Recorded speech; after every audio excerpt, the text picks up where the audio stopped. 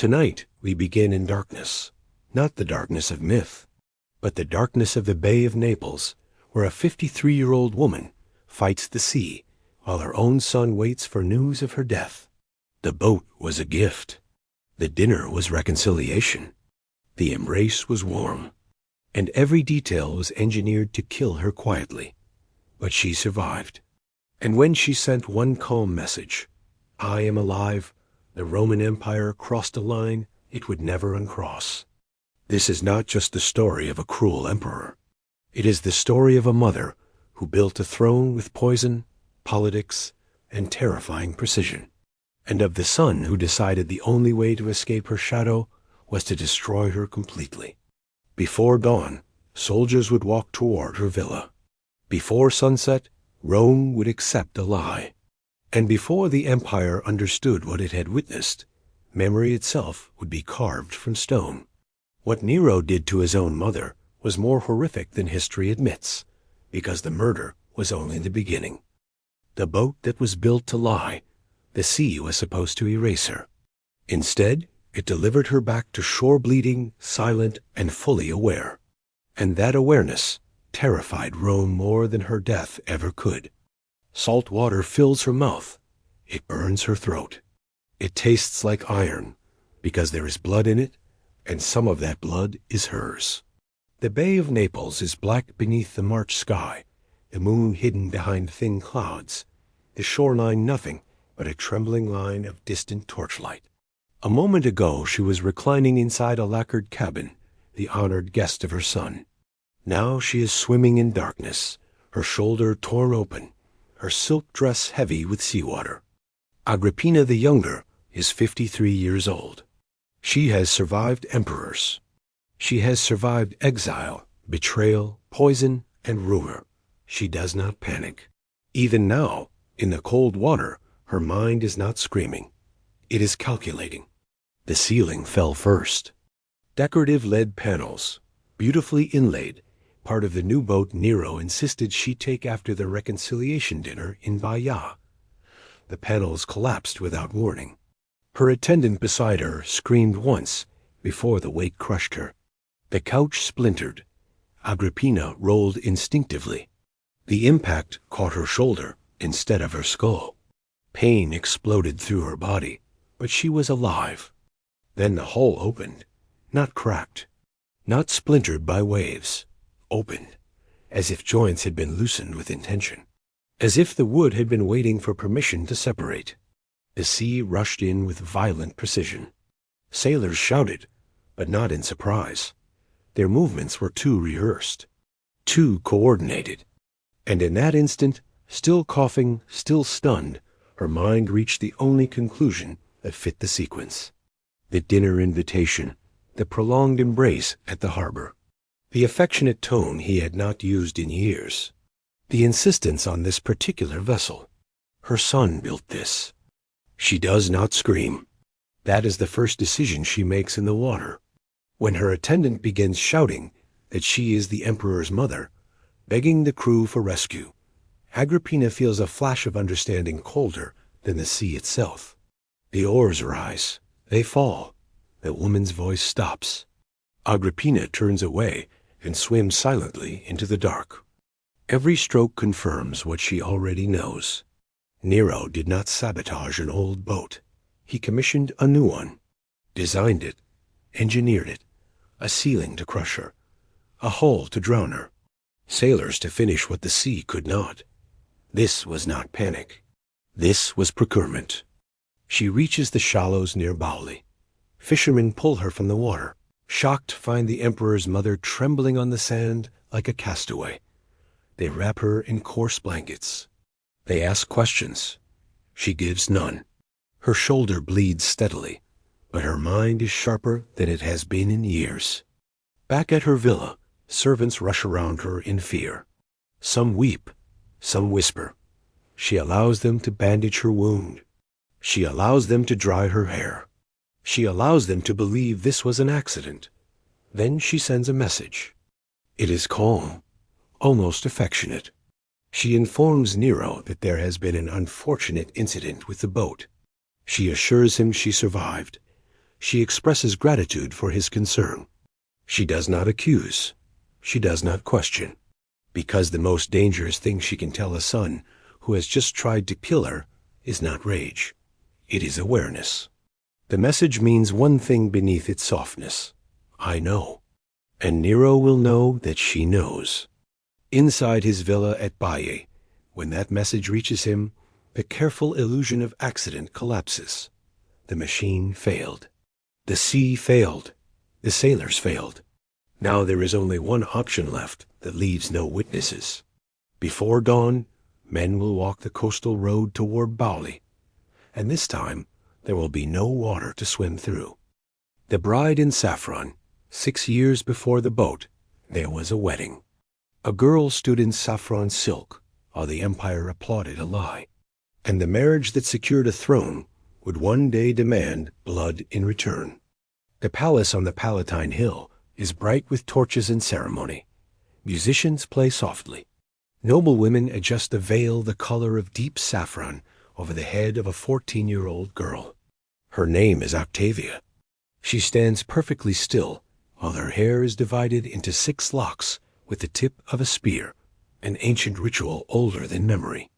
No one present remembers what the spear once symbolized. They only know tradition must be obeyed. Octavia does not tremble. She has learned early that trembling is dangerous in the imperial household. The palace where she stands has already taken her father. Emperor Claudius ate mushrooms at dinner one evening and did not survive the night. Rome whispered poison. Rome whispered Agrippina.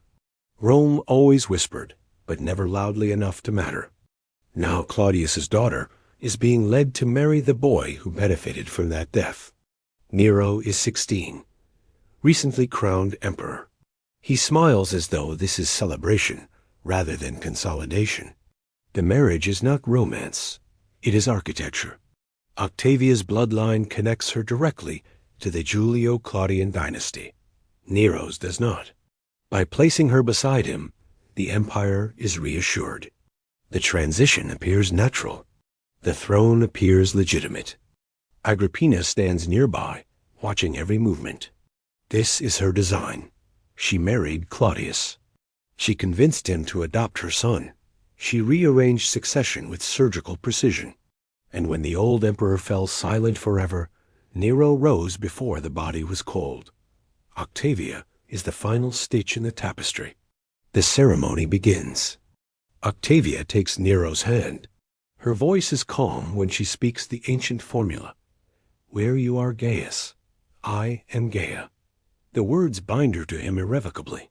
They also bind her to Agrippina, who will control every corridor she walks, every servant who attends her, every whisper spoken in her presence. This is not a wedding. It is a leash. Rome cheers. Senators nod approval. They see stability. They see continuity. They see the illusion of harmony between mother and son. What they do not see is the quiet hostility already growing beneath Nero's composed expression. Because Octavia is not his choice. She is his mother's. Every time he looks at her, he sees Agrippina's strategy. Every time the crowd applauds her, he feels the weight of the woman who placed him on the throne. Octavia does nothing wrong. That is the problem. She is dignified, reserved, politically useful, and therefore suffocating. In the years that follow, Nero refuses to touch her. Ancient sources are unanimous on this detail. The marriage remains unconsummated. Instead, Nero parades lovers openly through the palace corridors, humiliating the young empress with theatrical cruelty. He sings. He performs. He indulges himself, while Octavia performs something far more difficult: composure. She never protests in public. She attends ceremonies. She sits beside him at games. She offers sacrifices at temples. The people of Rome begin to love her quietly. They see in her a figure of endurance, a woman wronged but unbroken. In a court saturated with ambition and spectacle, Octavia becomes something rare: restraint. Agrippina watches all of this with calculating satisfaction. As long as Octavia stands beside Nero, Agrippina's political architecture remains intact. The dynasty appears secure. The emperor appears legitimate. The mother remains essential. But Nero's resentment grows like mold beneath polished marble. He wants freedom from his mother, from the marriage, from the reminder that everything he possesses was arranged by someone else. Octavia senses it. She feels the distance in his eyes.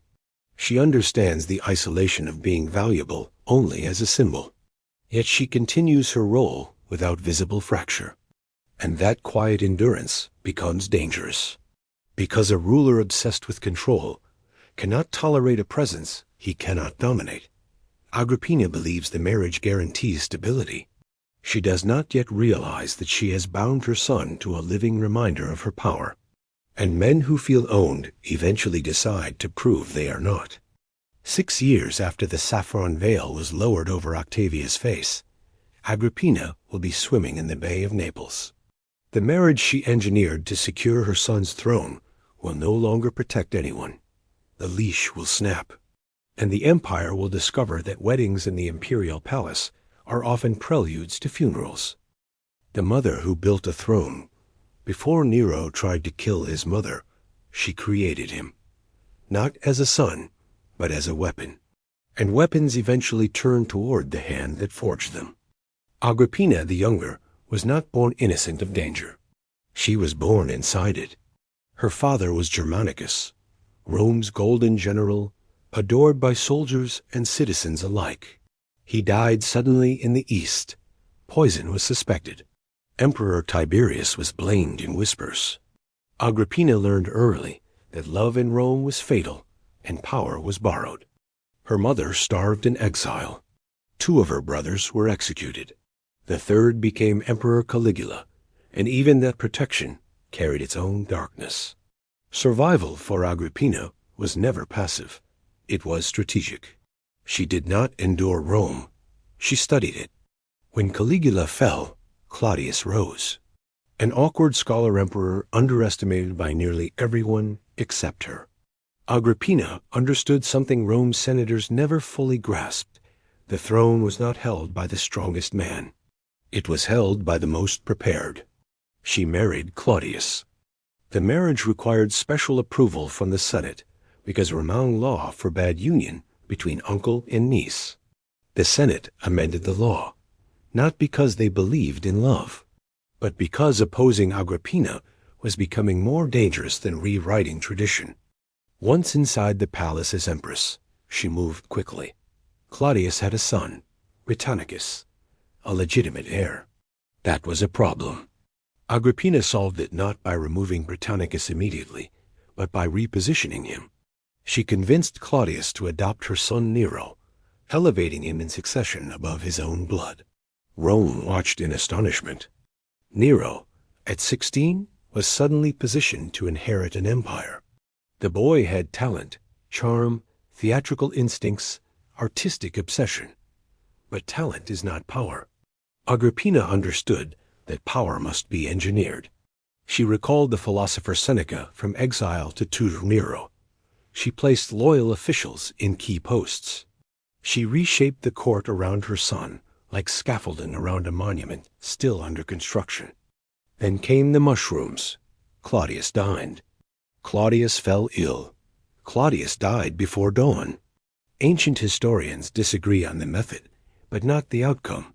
The emperor was gone. Nero was proclaimed before Rome had time to question the sequence. Agrippina had succeeded. The early coins of Nero's reign tell the story silently. On one side, Nero. On the other, Agrippina. Same size, same prominence, facing each other as equals. No Roman woman had ever appeared so boldly on imperial currency. She did not intend to fade into motherhood. She intended to rule beside him. For a brief moment, it worked. She sat next to Nero when foreign ambassadors were received. She issued instructions. She influenced decrees. The empire was governed by a partnership few dared to name openly. But the problem with building a throne for someone else is that once they are seated, they begin to notice the architect standing behind them. Nero felt it first as discomfort, then as humiliation. Senators glanced toward Agrippina before addressing him. Courtiers whispered that the true power lay not with the emperor, but with his mother. The coins confirmed it. The seating arrangements confirmed it. A boy who had been crowned emperor was still treated like a project. Agrippina believed loyalty would secure her position. She believed gratitude would preserve her authority. She underestimated something more volatile than politics: insecurity. Nero began making small changes. Coins were reminted. Agrippina's profile was reduced. Seating at public events shifted. She was gently repositioned, physically and symbolically. An embrace in front of ambassadors redirected her from the throne's platform to a lower seat. The gesture looked affectionate. It was strategic humiliation. Agrippina understood the message. She responded by visiting Britannicus, the biological son of Claudius. The implication was unmistakable. Nero was not irreplaceable. Britannicus died soon after, poisoned at dinner. The weapon Agrippina once used to build the throne was now used by the throne to protect itself. The war between mother and son was no longer subtle. She had created an emperor. She had taught him that obstacles must be removed quietly. She had shown him how power bends law, tradition, even blood. And now the lesson was complete, because the most terrifying realization inside the palace was not that Nero was cruel. It was that he had learned perfectly, and a student who masters the lesson no longer needs the teacher. The bond no historian wants to describe power was not the only thing binding them. There was something else inside the palace corridors, whispered, denied, but never erased. And if it was true, then the murder was not political. It was personal beyond repair. The war between Nero and Agrippina did not begin with swords. It began with distance. A chair placed lower than before. A coin reminted smaller. A guard reassigned. The signs were subtle, but in Rome, subtlety was survival language. Agrippina could read it fluently. Yet what ancient historians hint at next is not subtle. It is the part most textbooks reduce to a sentence or avoid entirely. Tacitus approaches it cautiously. Suetonius writes it directly. Cassius Dio amplifies it decades later. 3 independent voices, different styles, same shadow. They suggest the bond between Nero and his mother crossed a boundary Rome itself considered sacred. Not metaphor, not rumor in a marketplace, but behavior witnessed, recorded, and preserved by men who had access to court sources and imperial archives. Suetonius writes that when Nero rode privately with his mother, signs of physical intimacy were visible afterward on his clothing. Tacitus does not confirm the detail explicitly, but he does not dismiss it either. He notes that Agrippina used every available means to maintain influence over her son as his independence grew. Think carefully about what that implies. Agrippina had built Nero's throne. She had shaped his education, controlled his appointments, positioned herself beside him as co-ruler. But as Nero matured, proximity became tension. Authority began to feel like ownership. Gratitude turned into humiliation. And if the sources are even partially true, then their relationship was not only political manipulation. It was dependency fused with something darker. Rome had witnessed corruption before. Poisoned emperors, betrayed brothers, executed heirs. But this was different. This was a mother who could not release her hold, and a son who could not escape it. Inside the palace, whispers traveled through marble corridors. Senators avoided speaking directly of it. Servants knew enough to lower their eyes. Agrippina's presence beside Nero at public events felt excessive, intimate, beyond comfort. The line between maternal authority and possession blurred. Nero began to feel trapped, not just politically, psychologically. Imagine being crowned emperor of the known world at 16, yet every achievement credited to the woman who placed the crown on your head. Every order compared to her earlier maneuver. Every public appearance shadowed by her gaze. Now imagine if that gaze did not stop at politics. The ancient writers describe Nero's growing resentment not as rebellion, but as suffocation. He withdrew from her physically before he withdrew politically. He sought companionship elsewhere. Lovers, performers, audiences that admired him without reminding him of his origins. Agrippina responded with pressure. She reminded him of Britannicus. She reminded him of Claudius. She reminded him, subtly, that she had created the emperor. The knot tightened. For Nero, killing his mother was not simply removing a political rival. It was severing a bond he could not explain publicly. If the rumors were false, the proximity still felt invasive. If the rumors were true, the humiliation was unbearable. Rome tolerated cruelty. Rome tolerated ambition. Rome tolerated blood. But Rome did not tolerate violation of the sacred boundary between mother and son. That boundary, once crossed, even in whispers, destabilized the moral order the empire pretended to uphold. This is why the boat mattered. A public execution would invite questions. Poison would invite suspicion. A mechanical accident at sea offered silence. The sea absorbs secrets. Water leaves no testimony. If Agrippina drowned, the whispers drowned with her. Nero did not simply want her gone. He wanted the narrative gone. The memory, the suggestion, the bond that made him feel smaller than the throne he occupied. When she survived the boat and sent that calm message, "I am alive," she was not only announcing physical survival. She was announcing that the past still breathed. And that was intolerable. Because as long as Agrippina lived, Nero was not just emperor.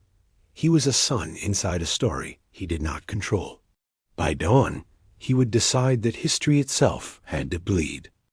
The night Rome pretended not to see, the sea failed. The machine failed. So before dawn, Nero chose something far more permanent than an accident. When Nero received Agrippina's message, the illusion collapsed. She had survived. Worse, she understood. The words were calm, almost affectionate, but beneath them was a blade. There was an accident.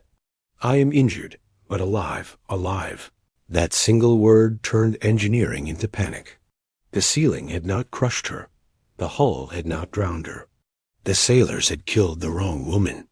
The emperor who designed a perfect disappearance now faced exposure. Tacitus describes Nero's reaction not as grief or rage, but fear. He summoned Seneca. He summoned Boris, commander of the Praetorian Guard. The philosopher and the soldier stood before the young emperor in the dim hours before dawn, understanding that the failed accident had created something far more dangerous than murder, unfinished murder. Silence filled the room. Nero asked whether the guard could be ordered to kill Agrippina openly. Boris refused. The Praetorians respected her lineage. She was the daughter of Germanicus. Slaughtering her publicly could fracture loyalty. The empire required subtlety.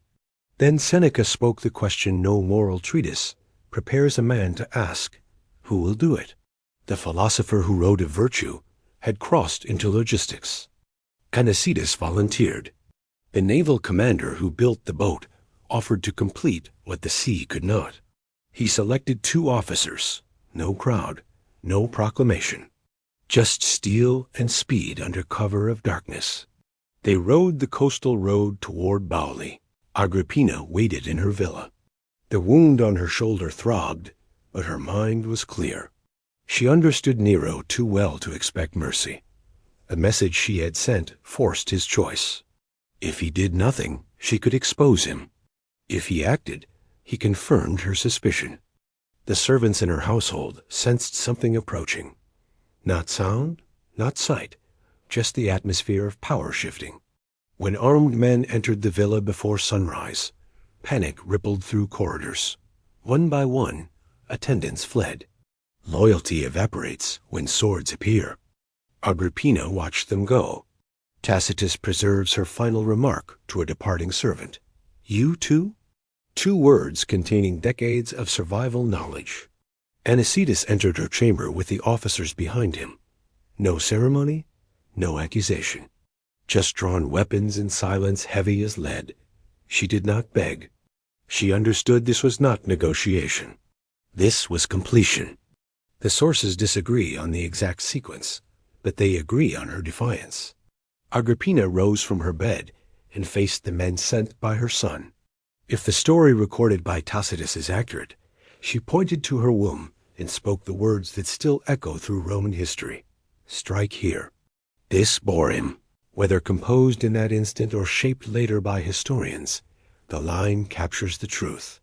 She recognized what stood before her, not soldiers, not justice, consequence.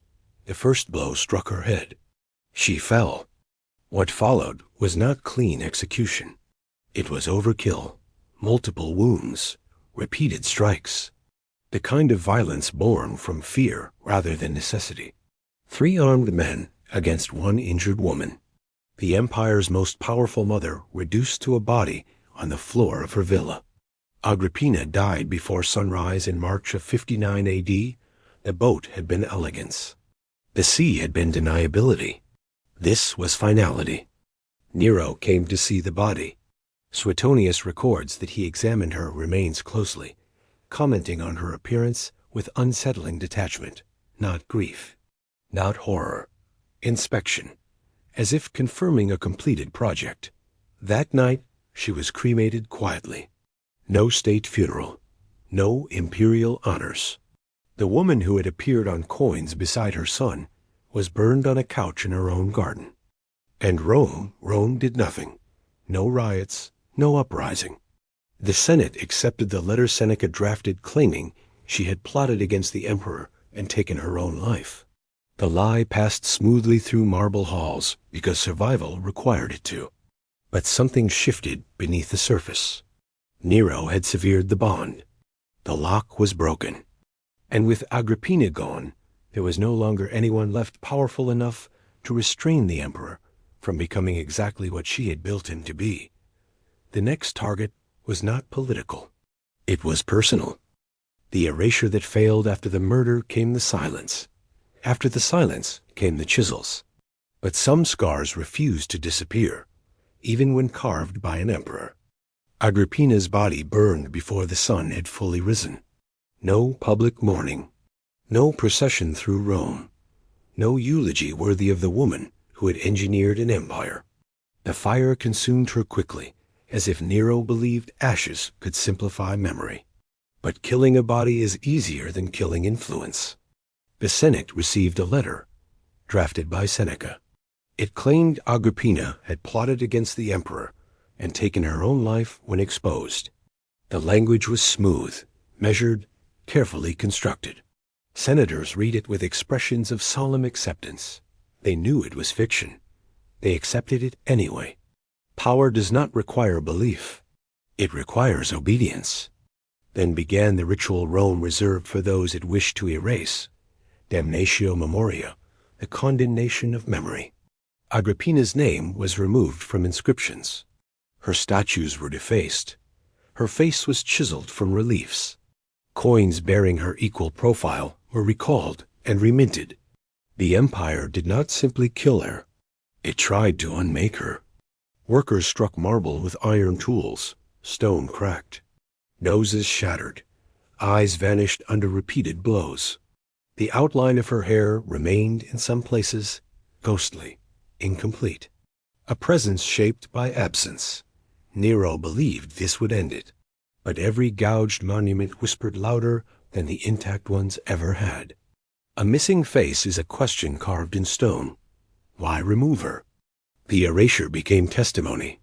With his mother gone, Nero turned toward Octavia. The girl in saffron had endured 8 years of humiliation without complaint. Now she became inconvenient. Without Agrippina to defend the marriage's political value, Octavia was expendable. He accused her of adultery. There was no proof.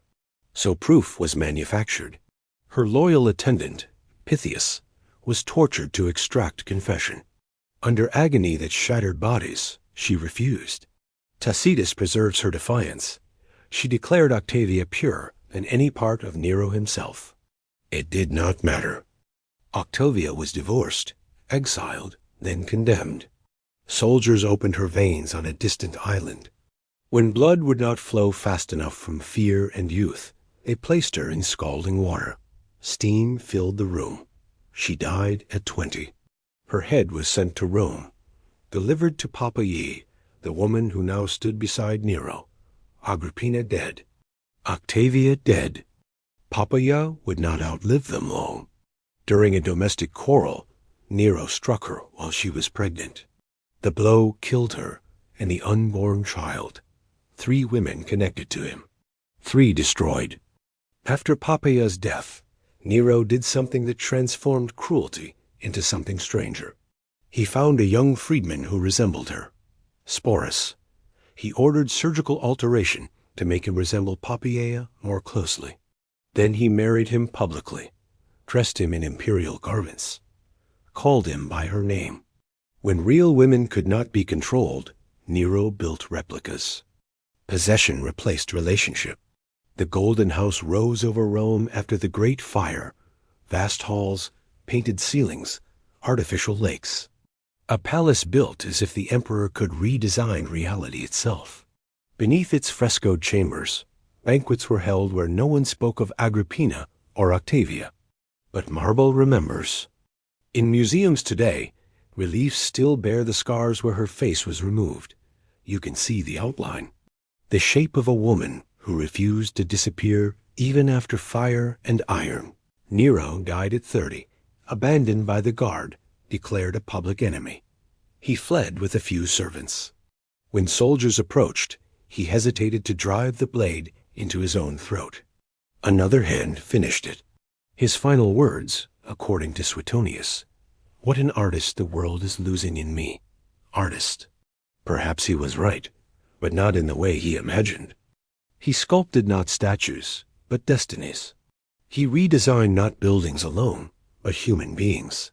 He tried to erase memory itself, and failed, because 2,000 years later, we speak her name, Agrippina, the mother who built a throne, the woman who survived the sea, the face the chisel could not silence. History admits more than Nero ever intended.